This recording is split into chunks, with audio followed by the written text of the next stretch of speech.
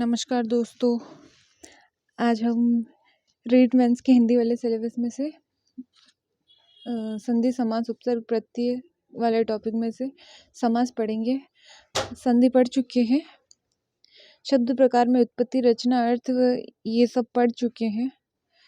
विकारी शब्द ये वाला टॉपिक पढ़ चुके हैं, शब्द विचार पढ़ चुके हैं, हिंदी वर्णमाला वाला पढ़ चुके हैं। तो स्टार्ट करते हैं समास। समास समास शब्द का अर्थ है संक्षिप्त या छोटा करना। दो या दो से अधिक शब्दों के मेल या संयोग को समास कहते हैं। इस मेल में विभक्ति चिन्हों का लोप हो जाता है। भाषा में संक्षिप्तता बहुत ही आवश्यक होती है और समास इसमें सहायक होते हैं। समास द्वारा संक्षेप में कम से कम शब्दों द्वारा बड़ी से बड़ी और पूर्ण बात कही जाती है। समास का उद्भव ही समान अर्थ का कम से कम शब्द में करने की प्रवृत्ति के कारण हुआ है। जैसे दिन और रात में 3 शब्दों के प्रयोग के स्थान पर दिन रात 2 शब्दों द्वारा भी विभक्त किया जा सकता है। इस प्रकार एकाधिकार शब्दों के मेल में विभक्ति चिन्हों के लोप के कारण जो नवीन शब्द बनते हैं उन्हें सामासिक या समस्त पद कहते हैं। सामासिक शब्दों का संबंध व्यक्त करने वाले विभक्ति चिन्हों के साथ प्रकट करने अथवा लिखने वाली रीति, ये दिखाई नहीं दे रहा है, रीति विग्रह कहते हैं। जैसे धन संपन्न समस्त पद का विग्रह है धन से संपन्न। रसोई घर समस्त पद का विग्रह है रसोई के लिए घर। समस्त पद में मुख्यतः 2 पद होते हैं, पूर्व पद और उत्तर पद। पहले वाले पद को पूर्व पद कहते हैं और दूसरे वाले पद को उत्तर पद कहते हैं। जैसे समस्त पद है पूजा घर, तो पूर्व पद है इसमें पूजा और उत्तर पद है घर, तो समास विग्रह है पूजा के लिए घर। माता पिता, पूर्व पद है माता और उत्तर पद है पिता और समास विग्रह है माता और पिता। नवरत्न, पूर्व पद है नव और उत्तर पद है रत्न, तो समास विग्रह 9 रत्नों का समूह। हस्तगत, पूर्व पद है हस्त और उत्तर पद है गत, तो समास विग्रह है हस्त में गया हुआ। समास के भेद, मुख्यतः समास के 6 भेद होते हैं। तत्पुरुष समास के 6 भेद होते हैं। तत्पुरुष समास, कर्मधारय समास, द्वंद्व समास,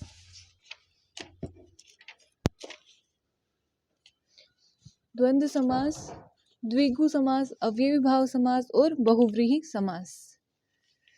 तत्पुरुष समास, इस समास में पहला पद गौण व दूसरा पद प्रधान होता है। इसमें कारक में विभक्ति चिन्हों का लोप हो जाता है। कर्ता व संबोधन कारक को छोड़कर। कारक कितने होते हैं? 8 होते हैं ना। कर्ता ने प्रथमा, कर्म को द्वितीया, करण से सहायता में तृतीया, संप्रदान के लिए चतुर्थी, अपदान से अलग होने में पंचमी, संबंध काके की, रारेरी नानेनी षष्ठी, अधिकरण में पे पर, संबोधनम हे हो हरे हाय। तो इसमें कर्ता ने को और संबोधनम हे हो हरे हाय को छोड़कर कारक चिन्हों का लोप हो जाता है। इस आधार पर कर्ता और संबोधन कारक को छोड़कर, इसीलिए 6 कारकों के आधार पर इस समास के भी 6 भेद किए गए हैं। कर्ता को छोड़ दीजिए तो कर्म तत्पुरुष समास, कर्म को विभक्ति चिन्हों का, कर्म तत्पुरुष समास में को विभक्ति चिन्हों का लोप होता है। जैसे ग्रामगत, तो गांव को गया हुआ। पद प्राप्त, तो पद को प्राप्त। सर्वप्रिय, तो सभी को प्रिय।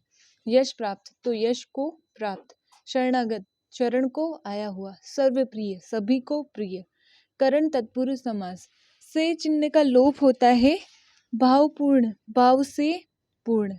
बाणहत, बाण से आहत। हस्तलिखित, हस्त से लिखित। बाढ़ पीड़ित, बाढ़ से पीड़ित। संप्रदान तत्पुरुष समास के लिए चिन्ह का लोप होता है।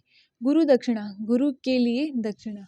राह खर्च, राह के लिए खर्च। बालामृत, बालकों के लिए अमृत। युद्ध भूमि, युद्ध के लिए भूमि। अपादान तत्पुरुष समास, अपादान से पृथक या से अलग के लिए चिन्ह का प्रयोग होता है। देश निकाला, देश से निकाला। बंधन मुक्त, बंधन से मुक्त। पथ भ्रष्ट, पथ से भ्रष्ट। ऋण मुक्त, ऋण से मुक्त। संबंध तत्पुरुष कारक, संबंध का के की चिन्हों का लोप हो जाता है। गंगा जल, गंगा का जल। नगर सेठ, जैसे लिखा हुआ आता है नगर सेठ, पर इसका अर्थ तो होता है ना नगर का सेठ, तो इसमें का तो लोप होके ये दे रखा है, तो क्वेश्चन आएगा नगर सेठ में समास है, तो नगर सेठ मतलब नगर का सेठ, तो का लोप हो रहा है, तो का लोप किस में हो रहा है, संबंध में, संबंध तत्पुरुष में आता है का, तो ये संबंध तत्पुरुष कारक कहलाएगा, समास कहलाएगा। ठीक है। राजमाता राजा की माता, विद्यालय विद्या का अलय, अधिकरण तत्पुरुष समास, अधिकरण में पर चिन्हों का लोप, जलमग्न जल में मग्न, आप बीती आप पर बीती, सिर में दर्द, घुड़सवार घोड़े पर सवार। कर्मधारय समास, इस समास में पहले व दूसरे पद में विशेषण विशेष्य तथा उपमेय उपमान उपमेय का संबंध होता है। विशेषण विशेष्य का विग्रह, महापुरुष, इसका विग्रह होगा कर्मधारय में होगा, पहला पद तो विशेषता बताएगा और दूसरा पद जिसको अपन विशेषण बोलेंगे जो विशेषता बताएगा, और दूसरा पद विशेष्य होगा। ठीक है, जिसकी विशेषता बताई जाएगी। एक उपमान होगा और एक उपमेय होगा। पहला पद उपमान होगा, मतलब उपमेय मतलब जो ऑब्जेक्ट है उसको कुछ उपमा दी जाएगी, तो उपमान और उपमेय। तो कुछ विशेषता जिसमें कुछ कर्म के आधार पर कुछ विशेषता बताए उसकी कर्म के आधार पर, तो वहाँ होगा कर्मधारय समास। जैसे महापुरुष, महान है जो पुरुष, तो पुरुष की विशेषता बता रहा है कि वो महान है, इसमें पुरुष तो विशेष्य है और महान विशेषण है, इसमें पुरुष तो उपमेय है और महान उपमान है। श्वेत पत्र, पत्र की विशेषता बता रहा है कि सफेद पत्र, श्वेत है जो पत्र। महात्मा, आत्मा की विशेषता बता रहा है कि महान आत्मा, महान है जो आत्मा। उपमेय उपमान और विग्रह। मुख चंद्र, चंद्रमा रूपी मुख, मुख जो कि उपमेय है और उपमान है चंद्रमा, तो मुख की विशेषता बता रहा है, तो ये कर्मधारय उसके कर्मों के आधार पर, तो ये हो गया कर्मधारय समास। चरण कमल, चरण के समान, एक कमल के समान चरण, सॉरी। विद्याधन, विद्या रूपी धन। भव सागर, भव रूपी सागर।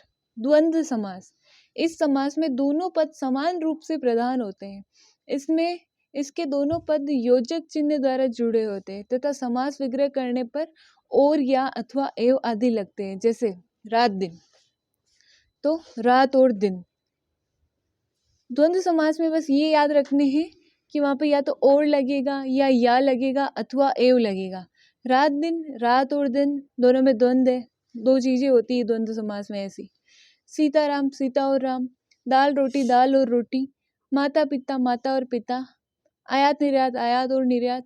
हानि लाभ, हानि या लाभ। आना जाना, आना या जाना। द्विगु समास, द्विगु समास में पहला पद संख्यावाची होता है और वो मिलकर एक समूह का बोध कराता है।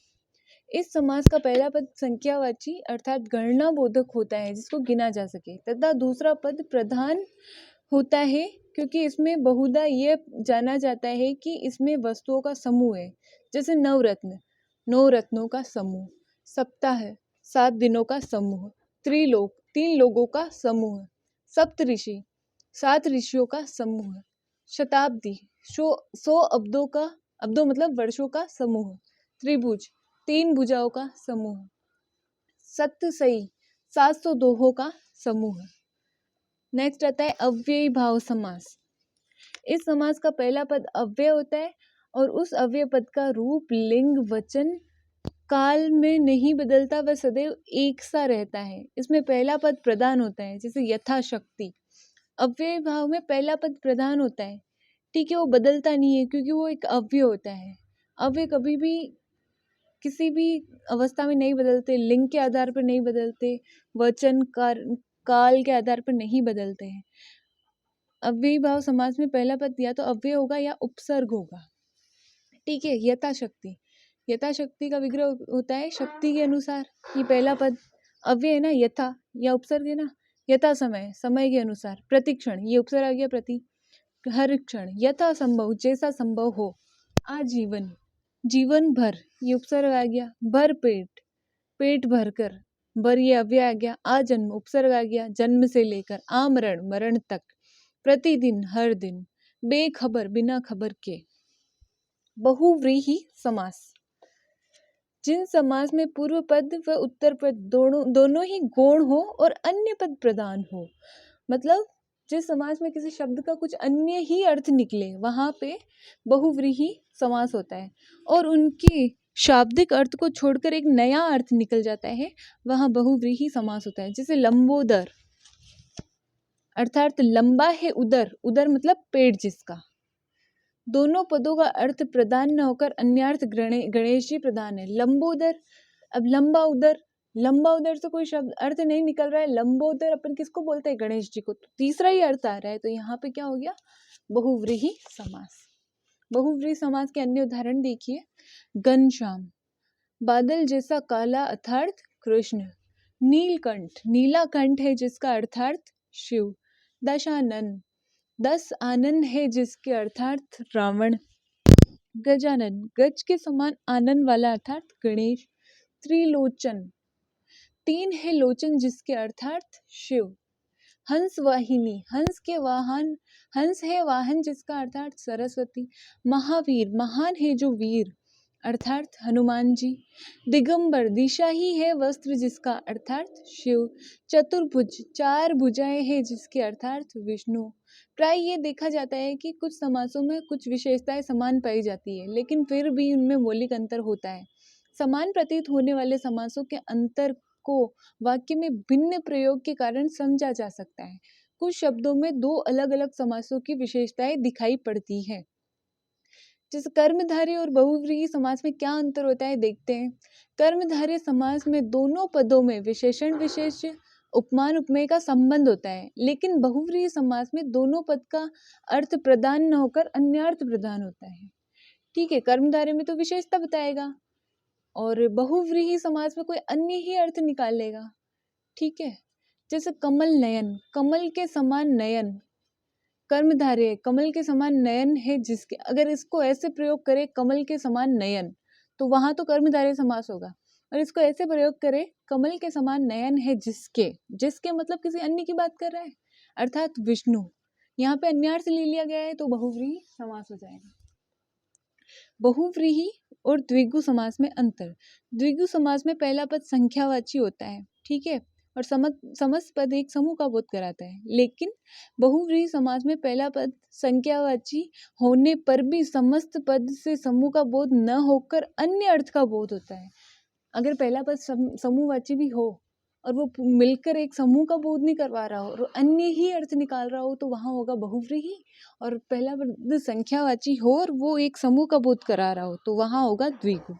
जैसे चौराहा अर्थात 4 राहों का समूह, तो यहाँ है द्विगु समास। चतुर्भुज, 4 है भुजाएं जिसकी, तो अन्य अर्थ जा रहा है किसकी 4 भुजाएं? विष्णु की, तो यहाँ अन्य अर्थ जा रहा है तो बहुव्रीहि समास। संधि और समास में अंतर।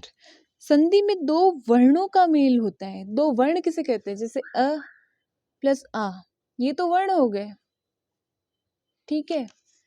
और 2 शब्द जैसे अंश प्लस आशा, ये 2 शब्द हो गए। अगर ये दोनों जुड़ेगा तो समास बनेगी, समास कहलाएगा। अगर ये दोनों जुड़ेगी तो संधि कहलाएगी। 2 वर्णों के मेल को संधि और 2 शब्दों के मेल को समास कहते हैं। जबकि समास में 2 या 2 से अधिक शब्दों की कमी न होकर उनके निकट आने के कारण पहले शब्द की अंतिम ध्वनि और दूसरे शब्द की आरंभिक ध्वनि में परिवर्तन आ जाता है। जैसे लंबोदर में लंबा शब्द की अंतिम ध्वनि आ और उदर शब्द की आरंभिक ध्वनि ऊ में आ ऊ के मेल से ओ ध्वनि बनती है। मैंने बताया था ना, आ ऊ से ओ ध्वनि गुण संधि, आ और ऊ के मेल से ओ की ध्वनि निकल रही तो गुण संधि। किंतु समास में लंबोदर का अर्थ होता है लंबा है उदर जिसका, शब्द समूह बनता है। अतः समास मूलतः शब्दों की संख्या कम करने की प्रक्रिया है। जैसे लंबा है उदर जिसका, एक तो ये बोलेंगे, एक लंबोदर बोलेंगे, तो लंबोदर में ये इतना लंबा अपने को नहीं बोलना पड़ेगा, डायरेक्ट लंबोदर बोल दो, ठीक है। एक तो अपन बोलेंगे इसका उदर लंबा है, एक बोलेंगे डायरेक्ट लंबोदर, तो बात तो एक ही है, तो उसमें अपन समास का प्रयोग करते हैं। अब आते हैं अभ्यास प्रश्न। समास में किसका मेल होता है? ध्वनि का? नहीं। वर्ण का? नहीं, ये तो शब्द में, ये तो संधि में होता है। वाक्य का? नहीं। वाक्यों का मेल करा के समुच्चय बोधक अव्यय थोड़ी बनाना है। और शब्दों का, हाँ, समास में शब्दों का मेल होता है। समास के भेद होते हैं। समास में 3 शब्द है और इनके डबल कर लीजिए, समास में 6 भेद होते हैं। एक तो कर्ता वाला नहीं होता, एक वो संबोधन वाला नहीं होता, बाकी 6 कारक के आधार पर इनके 6 भेद होते हैं।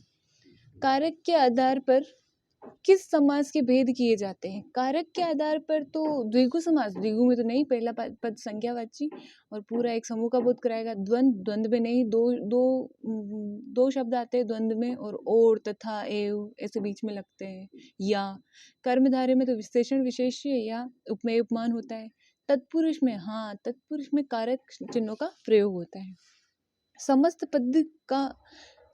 पद का किया जाता है, समस्त पद का विच्छेद किया जाता है नहीं, विलोप किया जाता है नहीं, विचलन किया जाता है नहीं, समस्त पद का विग्रह किया जाता है। अब ये 5 से 10 तक के क्वेश्चन आपको करने हैं। धन्यवाद दोस्तों।